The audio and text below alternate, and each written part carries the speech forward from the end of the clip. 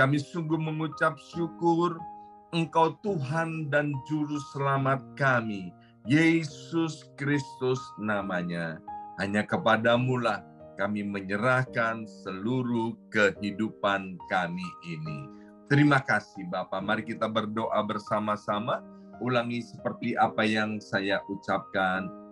Bapa kami yang ada di dalam surga, dikuduskanlah namamu.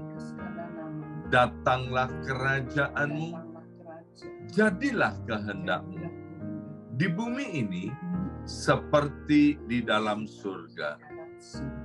Bapa yang baik, berikanlah kami pada hari ini rezeki yang menjadi bagian kami secukupnya, cukup untuk memberikan pinjaman kepada banyak bangsa, sedangkan kami sendiri tidak punya pinjaman, cukup untuk menjadi saksi Tuhan. Mulai dari Yerusalem, Yudea, Samaria, sampai ke ujung-ujung bumi. Cukup untuk menjadikan semua bangsa murid Kristus dan membaptis mereka dalam nama Yesus. Terima kasih Bapa untuk rezeki yang secukupnya. Dan ampunilah dosa-dosa kami. Ampunilah kesalahan kami. Seperti kami pun mengampuni orang-orang yang bersalah kepada kami. Dan janganlah masukkan kami ini ke dalam pencobaan. Tetapi bebaskanlah kami dari segala yang jahat, sebab Engkaulah yang empunya kerajaan, kuasa, dan kemuliaan sampai selama-lamanya. Dalam nama Tuhan Yesus, kami sudah berdoa. Haleluya, haleluya. Mari Bapak Ibu sekalian, sekarang kita bersama-sama secara serempak dan serentak kita akan menggemakan Mazmur 91 dengan suara yang keras, dengan suara yang lantang dari tempat kita masing-masing. Alkitab berkata, mati dan hidup dikuasai oleh lidah, siapa suka menggemakannya akan memakan buahnya. Dan iman itu timbul dari pendengaran, dan pendengaran akan firman Tuhan. 2, 3. Mazmur 91. Orang yang duduk dalam lindungan yang maha tinggi dan bermalam dalam naungan yang maha kuasa akan berkata kepada Tuhan, tempat perlindunganku dan kubu pertahananku, Allahku yang kupercayai. Sungguh Tuhanlah yang akan melepaskan aku dari jerat penangkap burung dan dari penyakit sampar yang busuk. Dengan kepaknya Tuhan akan menudungi aku. Di bawah sayapnya aku akan berlindung.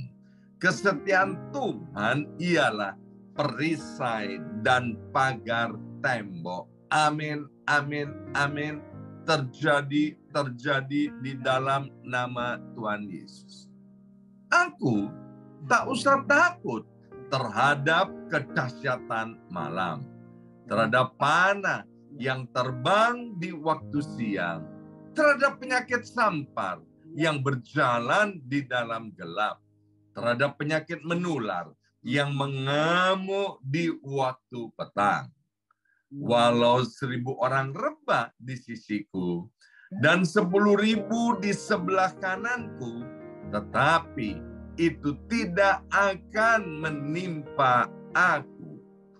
Aku hanya menontonnya dengan mataku sendiri dan melihat pembalasan terhadap orang-orang fasik.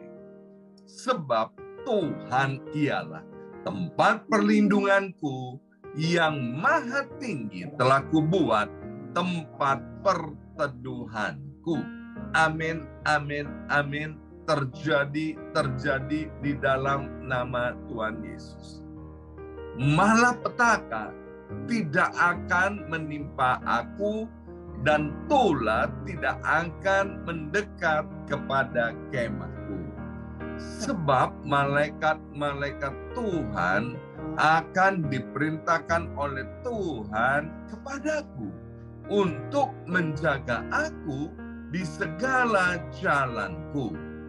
Para malaikat Tuhan akan menatang aku di atas tangannya, supaya kakiku jangan terantuk kepada batu. Singa dan ular tedung akan aku langkai. Aku akan menginjak anak singa dan ular naga. Amin, amin, amin. Terjadi di dalam nama Tuhan Yesus. Sungguh hatiku melekat kepada Tuhan, maka Tuhan akan meluputkan aku, Tuhan akan membentengi aku, sebab aku mengenal nama Tuhan. Bila aku berseru kepada Tuhan, Tuhan akan menjawab. Tuhan akan menyertai aku dalam kesesakan. Tuhan akan meluputkan aku dan memuliakan aku. Dengan panjang umur akan Tuhan kenyangkan aku, dan akan Tuhan perlihatkan kepadaku keselamatan daripadanya. Amin, amin, amin. Terjadi di dalam nama Tuhan Yesus. Terima kasih Bapak, kesempatan yang baik dan indah ini kami akan mendengarkan sebagian daripada kebenaran firman Tuhan. Dan Allah Roh Kudus menolong kami untuk kami dapat menangkap isi hati Bapa, dan Roh Kudus menolong kami untuk kami juga menjadi pelaku firman Tuhan. Dalam nama Tuhan Yesus, yang siap mendengarkan firman Tuhan, angkat jempolnya ke depan dan katakan amin 3 kali. Amin, amin, amin. Salam revival, salam kebangkitan. Semangat pagi. Semuanya semangat pagi. Apa kabarnya Bapak Ibu semuanya? Anak-anak Tuhan yang luar biasa. Haleluya. Senang sekali hari ini hari Sabtu tanggal 10 Juni 2023 ya, boleh bersama-sama kembali. Nah, hari ini kita akan lanjutkan renungan kita masih dari Amsal pasal 29. Dan kita akan baca bersama-sama dari ayat yang ke-6. Amsal 29 ayat yang ke-6. Orang yang jahat terjerat oleh pelanggarannya, tetapi orang benar akan bersorak dan bersukacita. Di sini ada dua macam orang, yaitu orang yang jahat dan orang yang benar, ya. Nah, Bapak Ibu sekalian, orang jahat dan orang yang benar itu yang menciptakan orang itu adalah Tuhan, ya. Dan Tuhan tidak pernah menciptakan orang itu menjadi jahat. Karena Alkitab dengan jelas berkata bahwa Tuhan itu membuat manusia itu serupa dan segambar dengan Tuhan. Jadi kalau orang jahat itu tidak serupa dan segambar dengan Tuhan. Karena kita tahu bahwa Tuhan kita adalah Tuhan Allah yang maha baik. Di dalam Tuhan Allah kita yang maha baik itu tidak ada setitik pun, tidak ada satu pun bagiannya yang jahat. Jadi kalau ada kemudian orang yang hidupnya jahat, ternyata Bapak Ibu sekalian, itu merupakan jalan hidup yang dipilih atau jalan hidup yang dia mau tempuh, ya. Saya masih teringat sekali apa yang ditulis di dalam kitab Perjanjian Baru. Itu Rasul Paulus berkata, aku ini sering kali mau melakukan yang baik, tapi kok ya yang jahat yang aku perbuat, ya. Nah, Bapak Ibu sekalian, kita bersyukur hari ini kita hidup di dalam zaman Perjanjian Baru, di mana Roh Kudus itu dianugerahkan dan sampai hari ini masih ada di atas muka bumi ini, belum diangkat. Dan Roh Kudus itulah yang akan menolong kita untuk kita mampu hidup sebagai orang yang benar, hidup sebagai anak-anak Allah, ya.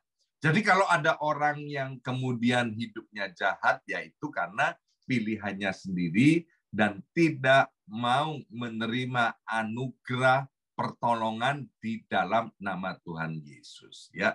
Nah, Bapak Ibu sekalian, orang yang jahat itu dikatakan dia akan hidupnya kemudian menjadi terjerat.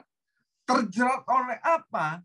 Ya oleh kejahatannya, oleh karena pelanggarannya. Maka itu kalau kita tanya, ya, lebih gampang mana, berbuat jahat atau berbuat benar? Ya, tergantung, ya. Bagi orang yang jahat, itu berbuat jahat adalah hal yang benar. Tapi bagi orang yang baik, orang yang hatinya baik, orang yang sudah biasa hidup kudus, alangkah sukarnya untuk berbuat jahat, ya. Saya ini mengalami jet coaster dalam kehidupan saya, ya. Up and down, pernah hidup sebagai orang berdosa, orang yang kemudian mengenal Tuhan, bertobat, dan kemudian jatuh lagi di dalam dosa yang memalukan. Maka buat saya, ketika saya hidup di dalam dosa, alangkah mudahnya untuk saya melakukan perbuatan dosa yang lain-lainnya. Ya, tapi ingat, orang yang jahat itu, orang yang berbuat dosa, itu satu saat, ya, dia memang melihat jalan itu kayaknya lurus, tapi di ujung jalan itu ada jerat, ada maut di ujung jalan itu. Maka itu Bapak Ibu sekalian, kalau ada di antara kita hari ini sedang ada di dalam kehidupan yang berbuat jahat, hidup di dalam pelanggaran akan firman Tuhan, inilah kesempatan yang Tuhan berikan kepada kita, jangan sia-siakan. Hiduplah dalam pertobatan, terima anugerah Tuhan, dan dikatakan ketika kita hidup sebagai orang yang benar, maka kita akan bersorak dan bersukacita. Seorang kawan, dia berkata begini, bahwa kalau sesuatu kita anggap penting, maka kita bisa loh meluangkan waktu dan melakukannya. Wow, ini pernyataan yang keren sekali dan amat menginspirasi hidup saya. Termasuk begini, Bapak Ibu sekalian, kalau kita anggap sesuatu itu penting, kita punya waktu untuk melakukannya, maka itu Bapak Ibu sekalian, apa yang kita anggap penting hari ini dan apa yang kita kerjakan hari ini, itu nanti ke depannya kita akan melihat bahwa apa yang kita anggap penting itu benar atau salah, ya kan? Karena buat setiap orang apa yang dianggap penting, buat sebagian orang yang penting itu adalah jalan-jalan. Karena buat dia jalan-jalan itu adalah hal yang penting, berfoya-foya, bersenang-senang itu adalah hal yang penting, maka dia selalu punya waktu untuk mengadakannya, ya. Dan dia nanti akan menuai mungkin 5 tahun lagi atau 10 tahun lagi atau 20 tahun lagi daripada apa yang dia pilih hari ini. Tapi kalau buat orang yang kemudian menganggap hal yang penting itu adalah Matius 6 ayat 33, mencari kerajaan Allah dan kebenarannya terlebih dahulu sebelum cari segala sesuatunya. Mungkin dalam waktu dekat ini dia belum melihat apa-apa, Tapi nanti ketika sudah 5 tahun kita menoleh ke belakang, atau 10 tahun, atau 20 tahun ke depan ketika menoleh ke belakang, kita akan bersyukur apa yang kita anggap penting itu, ya kita sudah meluangkan waktu dan kita sudah mengadakannya, ternyata kita tidak salah pilih. Jadi intinya dari Amsal 29 ayat yang ke-6 ini berbicara tentang pilihan. Pilihan jalan hidupnya itu mau memilih hidup sebagai orang yang jahat atau sebagai orang yang benar. Ingat, pada mulanya Tuhan menciptakan kita serupa dan segambar dengan Tuhan. Jadi kadang ada orang kemudian hidup di dalam kejahatan atau disebut sebagai orang yang jahat, itu karena pilihannya sendiri, ya. Itu yang pertama, Bapak Ibu sekalian. Jalan hidup orang berdosa itu selalu berbahaya, ya. Dan jalan hidup orang benar itu selalu menyenangkan, akan menyebabkan orang itu bersorak dan bersukacita. Kemudian yang kedua, kita belajar dari Amsal 29 ayat yang ketiga. Amsal 29 ayat 13.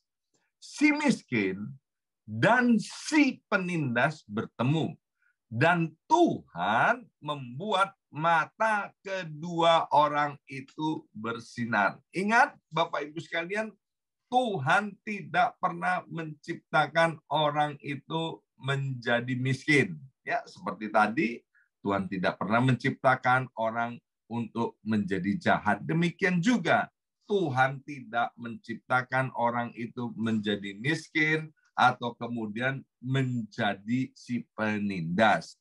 Ayat ini, Amsal 29 ayat 13 mau mengatakan kepada kita bahwa Dia adalah Tuhan yang Maha Kuasa, sekali lagi, yang menciptakan manusia ini.